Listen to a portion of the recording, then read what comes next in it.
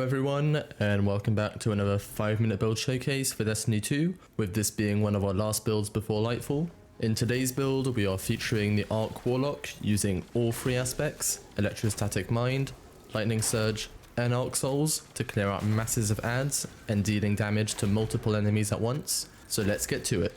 Kicking off the build, let's take a look at our subclass. For the super, I've chosen to go for Chaos Reach for its high DPS on single targets. But being realistic, both supers will be fine, since they aren't that good compared to other subclasses anyway, and this build is going to revolve around spamming abilities and not super generation. For the melee, I'm using Ball Lightning for its extra range, and the Storm Grenade for its anti-clear capabilities. Now when it comes to aspects, like I said before, we're using all of them, first of which is Electrostatic Mind, where defeating targets with arc abilities or defeating jolted or blinded targets creates ionic traces. These ionic traces will restore our ability energy and make us amplified. Our second aspect is Lightning Surge, which transforms our melee, causing us to blink forward when sliding, calling down lightning strikes that jolt multiple enemies, and defeating these jolted targets will spawn ionic traces, refunding melee energy. To gain access to our third aspect, Arc Soul, we are using the exotic Getaway Artist, which allows us to convert our grenade into a sentient Arc Soul, defeating targets around us and spawning even more ionic traces.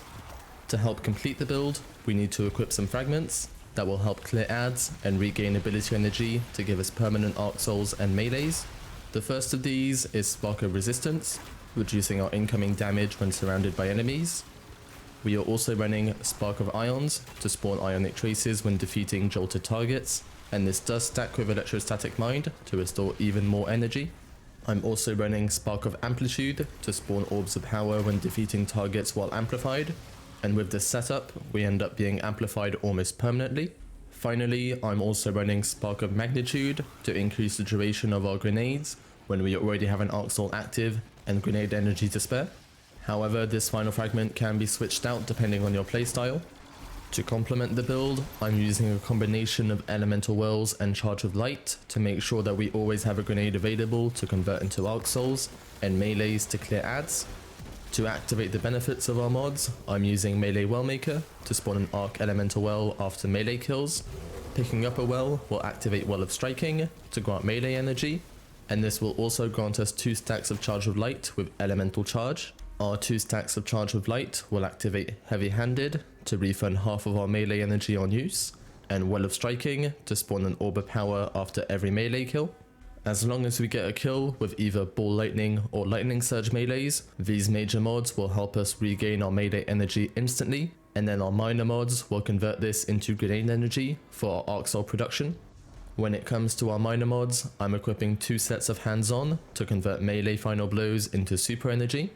I'm also using 2 Impact Induction mods to refund grenade energy when causing damage with melees, which will grant us 30% of our grenade energy on hits, meaning we don't even have to kill enemies for this to proc.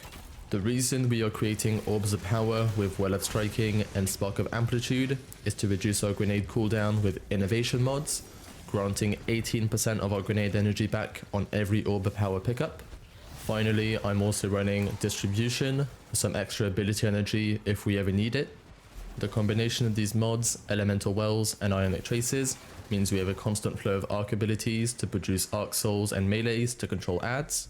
I'm not going to say this build is amazing in endgame content, even though it can be pretty effective in Legend Lost Sectors and Nightfalls, but this build really is going to be my go-to for completing runs of the seasonal activity, completing powerful rewards each week, and possibly for the Lightfall campaign, since it ends up creating a really fun way to play the game. As always, I'll leave a dim link in the description, and if you enjoyed this build showcase, please consider leaving a like on the video and subscribing to the channel for more Destiny content every week, and I'll see you in the next one.